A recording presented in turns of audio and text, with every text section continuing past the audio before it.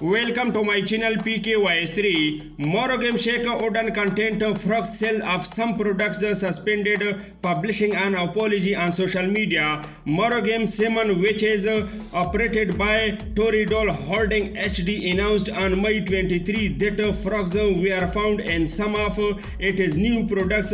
Morogam Shake Odon, the company issued an apology saying, "We are deeply sorry. Sales of some products that use raw vegetable salad mix will be suspended from the 23 to 25th. It was discovered that frogs were mixed in the spicy dindon salad udon 740 yen of the new products Morogam Shake Udon to be sold from May 16. The products was found to have been mixed with take-out products sold at the Isehaya store, Isehaya City, Nagasaki Prefecture.